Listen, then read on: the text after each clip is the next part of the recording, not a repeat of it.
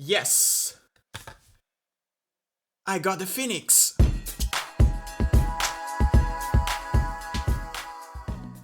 So this has been a pretty exciting week for the film photography community.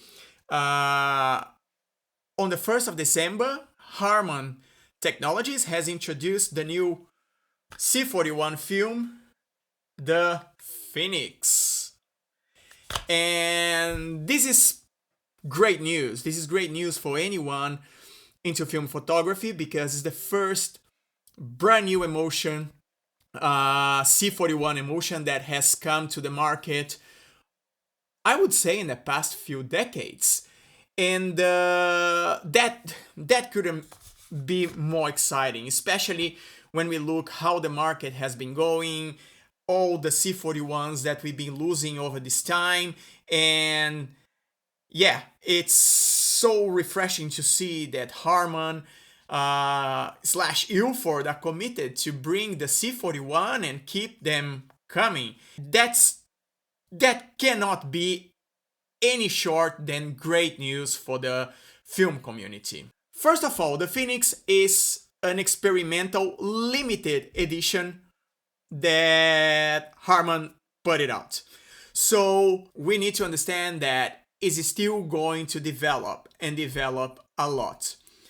One thing that I can say right now, if you are shooting with the Phoenix, please go to the Harman website, that I should put it here somewhere, and feel the impressions that you have about the film. Help these guys to develop the film. Our feedback back to these guys in the factory is extremely important to develop this film and get a better product for the next editions coming. It's also important to say that all the revenue and all the money raised from the sale of this film is literally going back to the research and development of the next batch or the next color film potentially. So let's support them just for the fact that they are committed. All right? There is no manufacturer out there putting a brand new emotion like Harman has done it. And that by itself deserves all the support that they can have. So basically, the Phoenix was released on the 1st of December, about, a bit over a week ago. And I was contacted by the guys from Focus Nordic here in Finland, which are the distributors of Ilford and Harman, to have a few rolls of the film, test it, try it, and host a photo walk that's gonna happen this week. First of all, I would like to thank a lot Focus Nordic, and also Telefoto, which is a local shop here in Helsinki, which made the development and the scans for me just to have an idea of what is gonna happen on the photo walk. So I would like to thank you guys a lot. Also, I'm gonna put their links on the descriptions. So if you're interested to know what Focus Nordic does and all the products they have, and also Telefoto, check those links out and go there. But as I was saying, this film was released on the 1st of December. And they arranged for me to get a couple of rolls to test it and try it and, give my feedback about the film. So basically, Harman has sent this film to many photographers, many YouTuber photographers around the world for test the film. And that was way before the film was released and everything. So these guys have tested. Of course, that they had many videos around published by the first when the film was released. And I was happy that I could actually watch these films before shooting and getting some tips from these guys and seeing what were their impressions about it and trying to do the best possible to get the best results I could. Basically, what these guys were saying about the film generally was that the film was very contrasty, there was very little latitude, that there was quite a bit of inconsistency on the color tone. Some of them found that the film was pretty warm, others felt that the film was quite cold, and some say that the film seemed to be better if you underexpose. And like I mentioned, the halation of this film is absolutely insane because it doesn't have the halation anti-halation layer. and the film is very grainy. This was like the general feedback that we got from the people that received the film early this year before the release. So for my test rolls, I decided to do in 3 different ways. First, I used a point and shoot camera. Then I used SLR on outdoor shooting, as you know, with most of us probably would do. And I also did a studio test with the film to check it out, how it would perform on the studio, if it was something that could be useful or not. After all, it was a test, so why not? So I took my Olympus Mu 1, and the idea of that was just to take shots around.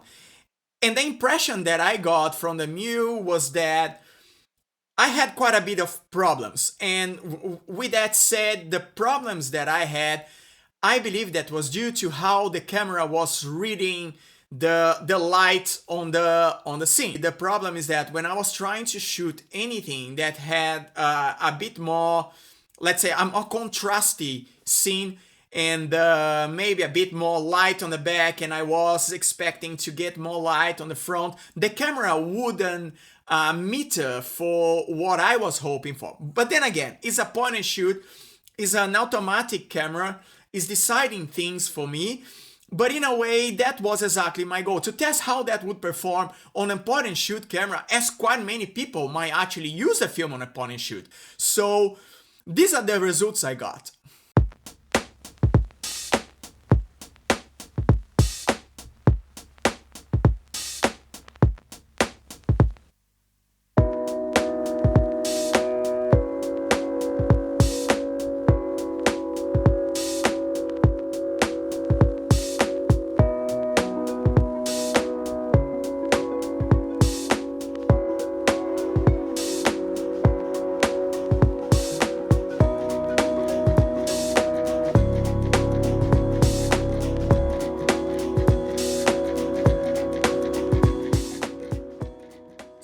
Shot that I had was with the Nikon FM. So I meet up with Sofia in the Oodi Public Library here in Helsinki, and we decided to try a few different things. A little bit of indoor shooting and then some outdoor shooting.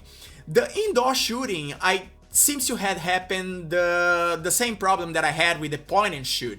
Basically, even though the Nikon has the center weight metering, the camera was still getting a bit more reading from the background than the subject.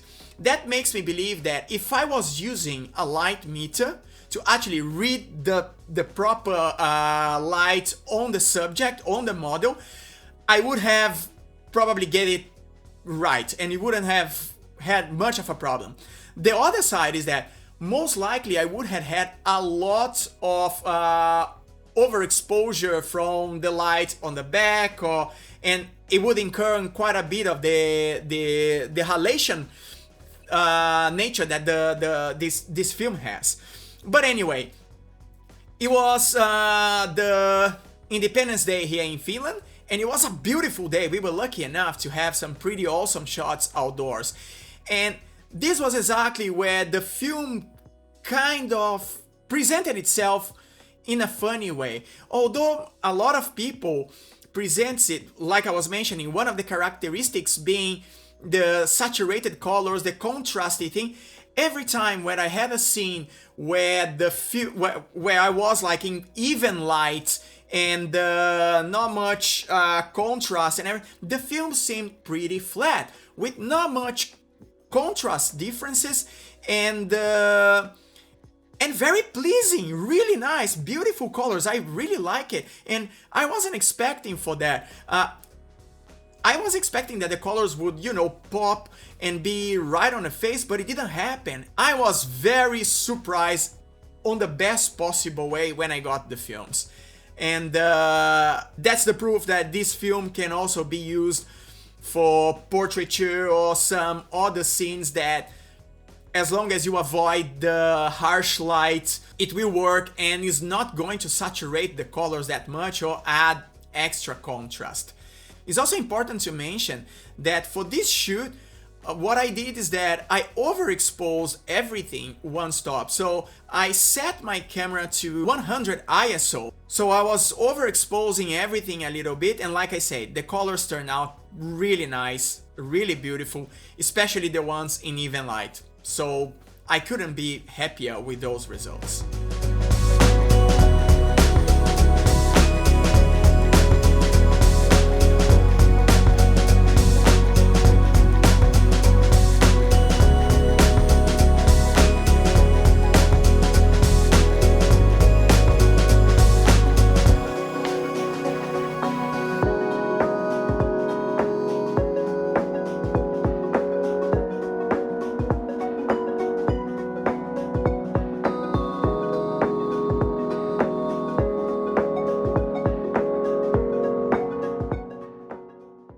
So the last test was in studio. I managed to get hold of Emma for the last hour when the studio was actually free, and some of the previous people who got the film has been saying that the film didn't perform that well in the studio, that it was pretty muted, quite weird on, you know, because of the latitude. To be honest, I'm impressed with the film in studio. I was expecting something really bad, or not as good as it turned out to be. Of course, that when you look at the pictures, you can feel that kind of a retro characteristic, and we know that from the beginning. But the impression that I have is that it's a pretty nice film. And once again, surprisingly, probably because of the controlled light, the colors didn't pop or wasn't as contrasty as I was expecting. And that's also a pretty good point, because adjusting these pictures in Lightroom later was pretty easy. It wasn't as complicated at all. You know, it was pretty straightforward. Still, that one problem that you mentioned before, that little lack of consistency between what makes the film a bit warmer, a bit colder, what some of the digital shooters would say, the white balance, seems to vary a little bit depending on the camera aperture, how close you get from the subject. But in general, when I was shooting the scene, it was just fine, you know. It wasn't a big problem. I was happy with the contrast, with the, you know, and it's good to mention that in this specific shoot, I totally forgot to adjust the ISO on the camera, and the camera was set for the ISO 400. And I was a little scared. I thought about pushing the film a couple of stops to compensate, but then I decided to just let it be, let's see what happened, and it turned out pretty nicely. So once again, another good surprise that impressed me quite a bit. So this film can be used for studio, and it shouldn't be much of a problem. That is for sure. It's just to be a little careful on how you editing the pictures later. My conclusions from this film is basically that, yeah, the film can get contrasty. Yeah, there is very little latitude. There is still a little bit of inconsistency between the warm and cold nature of the film, which seems to be, you know, to drag us from one place to another. And the halation, we need to keep that in mind. There is no halation, anti-halation layer, and the halation, you need to either embrace it or learn it how to walk around, because that's a characteristic of the film. My tips for you when shooting the Phoenix are: try to shoot with even light. That's gonna help you to control the contrast and have a much better picture and final result from your picture. The film doesn't seem to like contrasty scenes. Either you're gonna lose a lot of details on the shadows, or you're gonna lose a lot of details, if not everything, from the highlights. So keep that in mind when you're shooting. Another very, very, very important tip I would give to you, I wish I would have done that, is use a light meter. If you have an external light meter or a mobile phone app, use it. is gonna help you a lot to get your exposure to your subject at least correct. And of course, you're gonna need to decide if you want to give more weight to the highlights or to the shadows. That's photography. It's always a trade-off. It's good to remember that this is an experimental film, and with that said, it's a brilliant start for Harman and Ilford. I'm sure there are still a lot of technical improvements that should be done to this film that are beyond my photographer's knowledge, but I believe we have no reason to doubt the commitment of Harman and Ilford on this project. We know their long history in black and white film and how good they have been and how much they developed throughout the last decades. So I'm pretty sure that they are very serious about the C41 project, and this couldn't be better news for us photographers, especially with C41.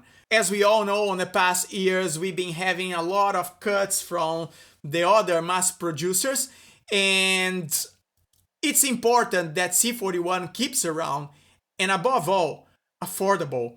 For sure, we're gonna be getting more films from Ilford from now on. Let's hope it just makes our community and film photography better and with more options. So if you like this video, please give the thumbs up, subscribe to the channel, switch on the notifications, and remember to leave your comment on the section below. Let us know if you have used the Phoenix, if you are planning to use it, what are your expectations, if you have some questions that I could help you with that, let us know, and let's keep the conversation going on. For the time being, stay safe, thanks for watching, and I will see you next time. Bye!